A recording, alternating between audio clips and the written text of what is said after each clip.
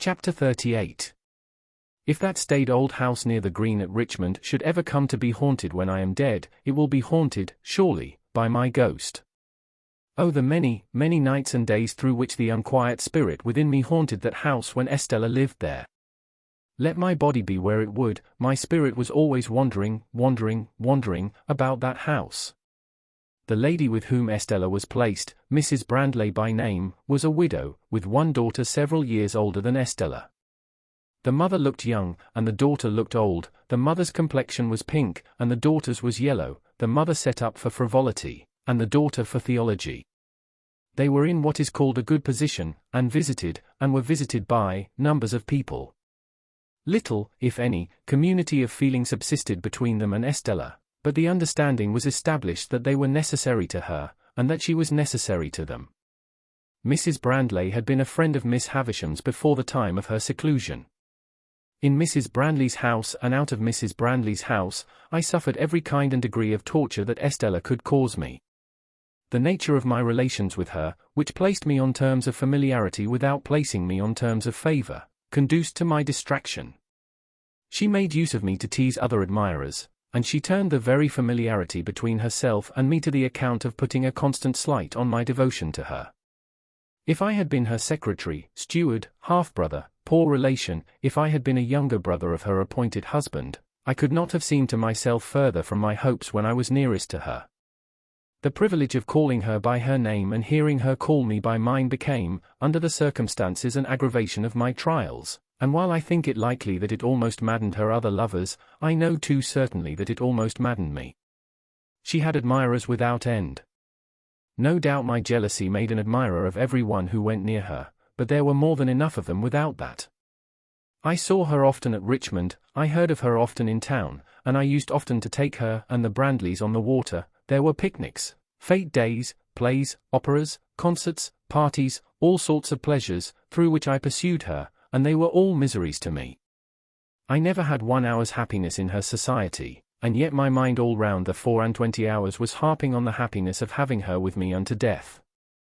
Throughout this part of our intercourse, and it lasted, as will presently be seen, for what I then thought a long time, she habitually reverted to that tone which expressed that our association was forced upon us. There were other times when she would come to a sudden check in this tone and in all her many tones, and would seem to pity me. "Pip, Pip," she said one evening, coming to such a check, when we sat apart at a darkening window of the house in Richmond, "will you never take warning?" "Of what?" "Of me." "Warning not to be attracted by you, do you mean, Estella?" "Do I mean?" "If you don't know what I mean, you are blind." I should have replied that love was commonly reputed blind, but for the reason that I always was restrained, and this was not the least of my miseries, by a feeling that it was ungenerous to press myself upon her, when she knew that she could not choose but obey Miss Havisham. My dread always was, that this knowledge on her part laid me under a heavy disadvantage with her pride, and made me the subject of a rebellious struggle in her bosom. "At any rate," said I have no warning given me just now, for you wrote to me to come to you, this time."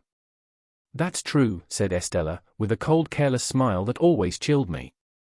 After looking at the twilight without, for a little while, she went on to say, "The time has come round when Miss Havisham wishes to have me for a day at Satis. You are to take me there, and bring me back, if you will. She would rather I did not travel alone, and objects to receiving my maid, for she has a sensitive horror of being talked of by such people. Can you take me? Can I take you, Estella? You can then? The day after tomorrow, if you please. You are to pay all charges out of my purse. You hear the condition of your going? And must obey," said I. This was all the preparation I received for that visit, or for others like it. Miss Havisham never wrote to me, nor had I ever so much as seen her handwriting.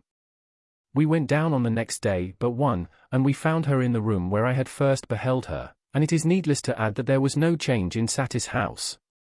She was even more dreadfully fond of Estella than she had been when I last saw them together. I repeat the word advisedly, for there was something positively dreadful in the energy of her looks and embraces. She hung upon Estella's beauty, hung upon her words, hung upon her gestures, and sat mumbling her own trembling fingers while she looked at her, as though she were devouring the beautiful creature she had reared. From Estella she looked at me, with a searching glance that seemed to pry into my heart and probe its wounds. "How does she use you, Pip, how does she use you?" she asked me again, with her witch-like eagerness, even in Estella's hearing. But, when we sat by her flickering fire at night, she was most weird, for then, keeping Estella's hand drawn through her arm and clutched in her own hand, she extorted from her, by dint of referring back to what Estella had told her in her regular letters, the names and conditions of the men whom she had fascinated, and as Miss Havisham dwelt upon this role, with the intensity of a mind mortally hurt and diseased, she sat with her other hand on her crutch stick, and her chin on that, and her bright eyes glaring at me, a very spectre. I saw in this, wretched though it made me, and bitter the sense of dependence and even of degradation that it awakened, I saw in this that Estella was set to wreak Miss Havisham's revenge on men, and that she was not to be given to me until she had gratified it for a term. I saw in this, a reason for her being beforehand assigned to me. Sending her out to attract and torment and do mischief, Miss Havisham sent her with the malicious assurance that she was beyond the reach of all admirers, and that all who staked upon that cast were secured to lose. I saw in this that I, too, was tormented by a perversion of ingenuity, even while the prize was reserved for me. I saw in this the reason for my being staved off so long, and the reason for my late guardian's declining to commit himself to the formal knowledge of such a scheme. In a word, I saw in this Miss Havisham as I had her then and there before my eyes, and always had had her before my eyes, and I saw in this, the distinct shadow of the darkened and unhealthy house in which her life was hidden from the sun. The candles that lighted that room of hers were placed in sconces on the wall. They were high from the ground, and they burnt with the steady dullness of artificial light in air that is seldom renewed. As I looked round at them, and at the pale gloom they made, and at the stopped clock, and at the withered articles of bridal dress upon the table and the ground, and at her own awful figure with its ghostly reflection thrown large by the fire upon the ceiling and the wall, I saw in everything the construction that my mind had come to, repeated and thrown back to me. My thoughts passed into the great room across the landing where the table was spread, and I saw it written, as it were, in the falls of the cobwebs from the centerpiece, in the crawlings of the spiders on the cloth, in the tracks of the mice as they betook their little quickened hearts behind the panels, and in the gropings and pausings of the beetles on the floor. It happened on the occasion of this visit that some sharp words arose between Estella and Miss Havisham. It was the first time I had ever seen them opposed. We were seated by the fire, as just now described, and Miss Havisham still had Estella's arm drawn through her own, and still clutched Estella's hand in hers, when Estella gradually began to detach herself. She had shown a proud impatience more than once before, and had rather endured that fierce affection than accepted or returned it. "What," said Miss Havisham, flashing her eyes upon her, "are you tired of me?" "Only a little tired of myself," replied Estella, disengaging her arm, and moving to the great chimney-piece, where she stood looking down at the fire. "Speak the truth, you ingrate," cried Miss Havisham, passionately striking her stick upon the floor, "you are tired of me." Estella looked at her with perfect composure, and again looked down at the fire. Her graceful figure and her beautiful face expressed a self-possessed indifference to the wild heat of the other, that was almost cruel. "You stock and stone," exclaimed Miss Havisham. "You cold, cold heart." "What?" said Estella, preserving her attitude of indifference as she leaned against the great chimney-piece and only moving her eyes. "Do you reproach me for being cold?" "You? Are you not?" was the fierce retort. "You should know," said Estella. "I am what you have made me. Take all the praise, take all the blame, take all the success, take all the failure, in short, take me." "Oh, look at her," cried Miss Havisham, bitterly, "look at her, so hard and thankless, on the hearth where she was reared. Where I took her into this wretched breast when it was first bleeding from its stabs, and where I have lavished years of tenderness upon her." "At least I was no party to the compact," said Estella, "for if I could walk and speak, when it was made, it was as much as I could do." "But what would you have? You have been very good to me, and I owe everything to you. What would you have?" "Love," replied the other. "You have it." "I have not," said Miss Havisham. "Mother by adoption," retorted Estella, never departing from the easy grace of her attitude, never raising her voice as the other did, never yielding either to anger or tenderness. "Mother by adoption, I have said that I owe everything to you." All I possess is freely yours. All that you have given me is at your command to have again. Beyond that, I have nothing. And if you ask me to give you what you never gave me, my gratitude and duty cannot do impossibilities. Did I never give her love? Cried Miss Havisham, turning wildly to me. Did I never give her a burning love, inseparable from jealousy at all times, and from sharp pain, while she speaks thus to me? Let her call me mad, let her call me mad. Why should I call you mad? Returned Estella, I, of all people. Does anyone live, who knows what set purposes you have, half as well as I do? Does anyone live, who knows what a steady memory you have, half as well as I do? I who have sat on this same hearth on the little stool that is even now beside you there, learning your lessons and looking up into your face, when your face was strange and frightened me. Soon forgotten, moaned Miss Havisham. Time soon forgotten. No, not forgotten, retorted Estella, not forgotten, but treasured up in my memory. When have you found me false to your teaching? When have you found me unmindful of your lessons? When have you found me giving admission here, she touched her bosom with her hand, to anything that you excluded? Be just to me. So proud, moaned Miss Havisham, pushing away her grey hair with both her hands. Who taught me to be proud? Returned Estella. Who praised me when I learned my lesson? So hard, moaned Miss Havisham, with her former action. Who taught me to be hard? Returned Estella. Who praised me when I learned my lesson? But to be proud and hard to me? Miss Havisham quite shrieked, as she stretched out her arms. Estella, Estella, Estella, to be proud and hard to me. Estella looked at her for a moment with a kind of calm wonder, but was not otherwise disturbed. When the moment was past, she looked down at the fire again. I cannot think, said Estella, raising her eyes after a silence, why you should be so unreasonable when I come to see you after a separation. I have never forgotten your wrongs and their causes. I have never been unfaithful to you or your schooling. I have never shown any weakness that I can charge myself with. Would it be weakness to return my love? Exclaimed Miss Havisham. But yes, she would call it so.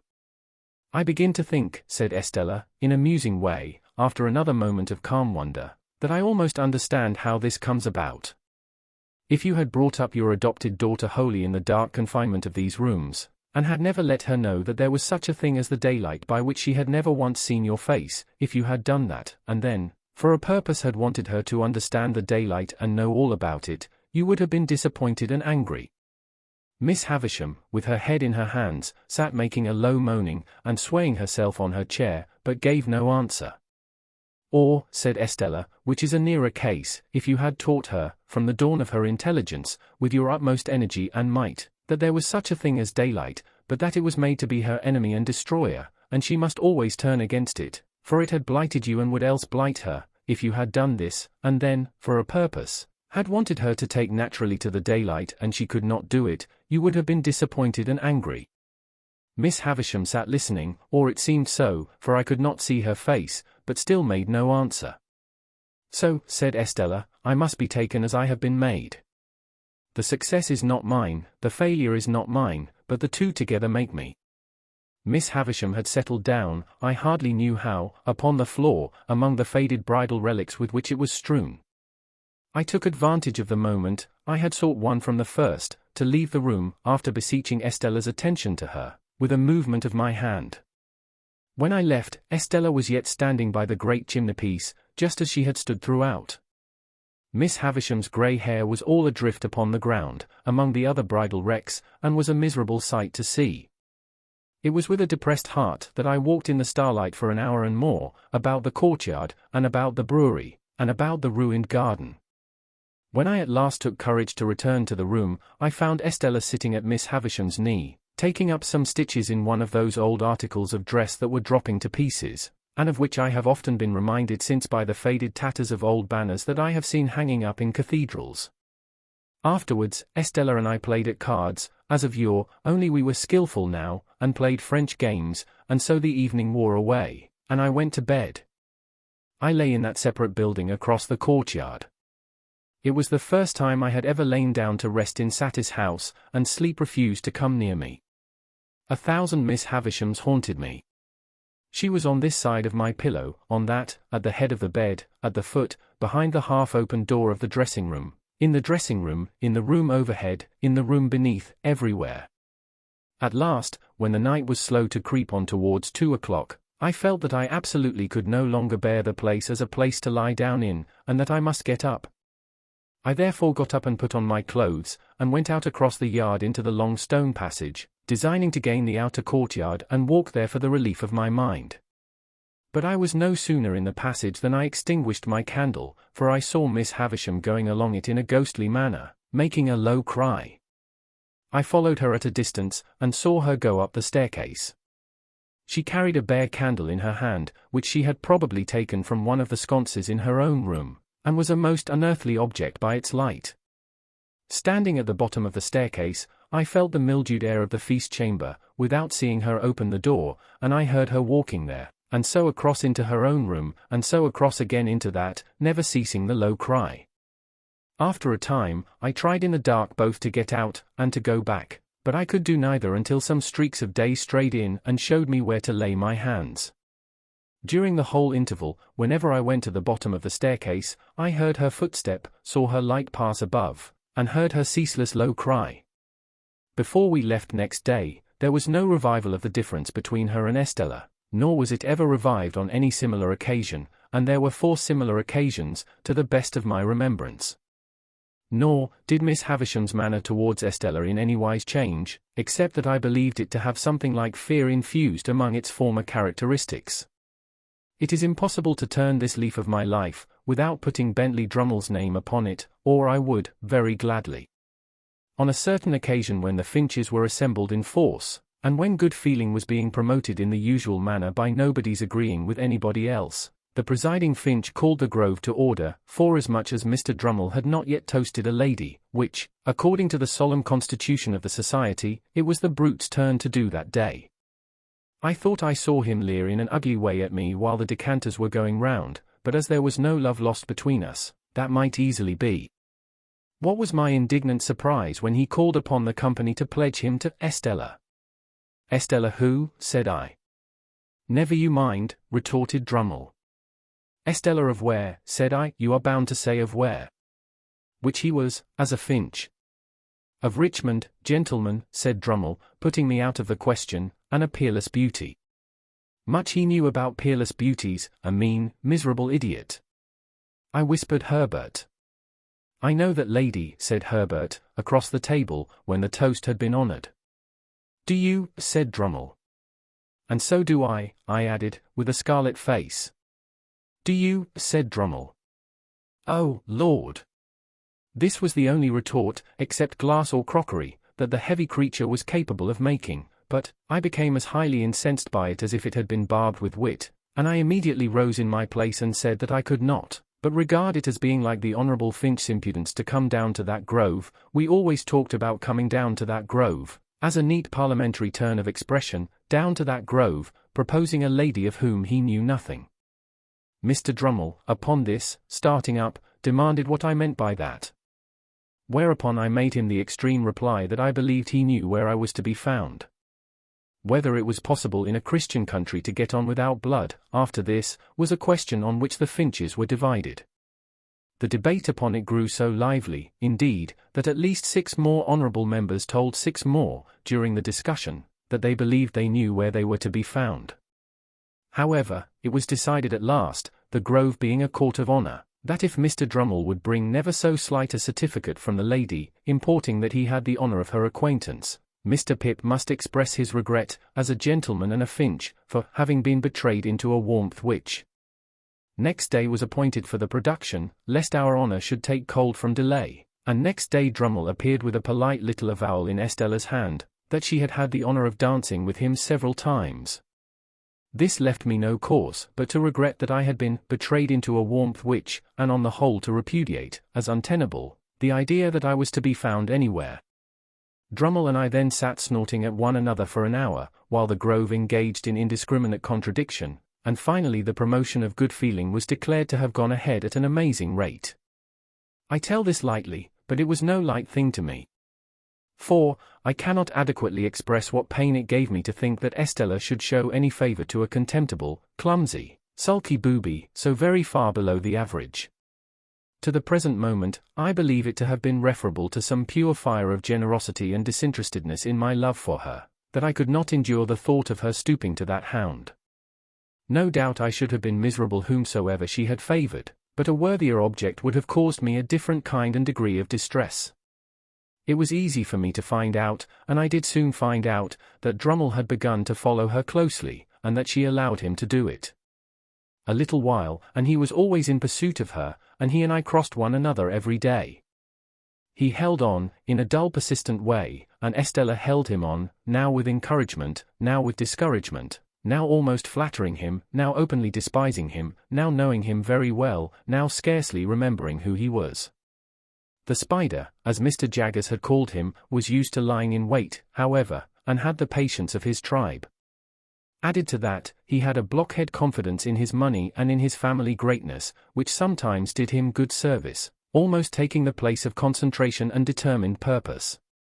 So, the spider, doggedly watching Estella, outwatched many brighter insects, and would often uncoil himself and drop at the right nick of time. At a certain assembly ball at Richmond, there used to be assembly balls at most places then, where Estella had outshone all other beauties, this blundering Drummle so hung about her, and with so much toleration on her part, that I resolved to speak to her concerning him. I took the next opportunity, which was when she was waiting for Mrs. Blandley to take her home, and was sitting apart among some flowers, ready to go. I was with her, for I almost always accompanied them to and from such places. "Are you tired, Estella?" "Rather, Pip." "You should be." "Say rather, I should not be, for I have my letter to Satis House to write, before I go to sleep." "Recounting tonight's triumph," said I. "Surely a very poor one, Estella." "What do you mean?" "I didn't know there had been any." "Estella," said I, "do look at that fellow in the corner yonder, who is looking over here at us." "Why should I look at him?" returned Estella, with her eyes on me instead. "What is there in that fellow in the corner yonder, to use your words, that I need look at?" "Indeed, that is the very question I want to ask you," said I, "for he has been hovering about you all night." "Moths, and all sorts of ugly creatures," replied Estella, with a glance towards him, "hover about a lighted candle." "Can the candle help it?" "No," I returned, "but cannot the Estella help it?" "Well," said she, laughing, after a moment, "perhaps." "Yes. Anything you like." "But, Estella, do hear me speak. It makes me wretched that you should encourage a man so generally despised as Drummle. You know he is despised." "Well," said she. "You know he is as ungainly within as without. A deficient, ill-tempered, lowering, stupid fellow." "Well," said she. "You know he has nothing to recommend him but money and a ridiculous roll of addle-headed predecessors, now, don't you?" "Well," said she again, and each time she said it, she opened her lovely eyes the wider. To overcome the difficulty of getting past that monosyllable, I took it from her, and said, repeating it with emphasis, "Well, then, that is why it makes me wretched." Now, if I could have believed that she favored Drummle with any idea of making me wretched, I should have been in better heart about it, but in that habitual way of hers, she put me so entirely out of the question, that I could believe nothing of the kind. "Pip," said Estella, casting her glance over the room, "don't be foolish about its effect on you. It may have its effect on others, and may be meant to have. It's not worth discussing." "Yes it is," said I, "because I cannot bear that people should say, she throws away her graces and attractions on a mere bore, the lowest in the crowd." "I can bear it," said Estella. "Oh! Don't be so proud, Estella, and so inflexible." "Calls me proud and inflexible in this breath," said Estella, opening her hands. "And in his last breath reproached me for stooping to a bore." "There is no doubt you do," said I, something hurriedly, "for I have seen you give him looks and smiles this very night, such as you never give to me." "Do you want me then," said Estella, turning suddenly with a fixed and serious, if not angry, look, "to deceive and entrap you?" "Do you deceive and entrap him, Estella?" "Yes, and many others, all of them but you. Here is Mrs. Blandley." I'll say no more. And now that I have given the one chapter to the theme that so filled my heart, and so often made it ache and ache again, I pass on unhindered, to the event that had impended over me longer yet, the event that had begun to be prepared for, before I knew that the world held Estella, and in the days when her baby intelligence was receiving its first distortions from Miss Havisham's wasting hands.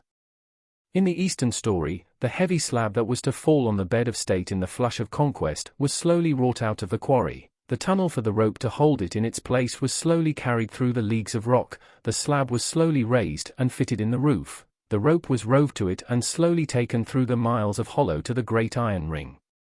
All being made ready with much labor, and the hour come, the Sultan was aroused in the dead of the night, and the sharpened axe that was to sever the rope from the great iron ring was put into his hand, and he struck with it, and the rope parted and rushed away, and the ceiling fell. So, in my case, all the work, near and afar, that tended to the end, had been accomplished, and in an instant the blow was struck, and the roof of my stronghold dropped upon me.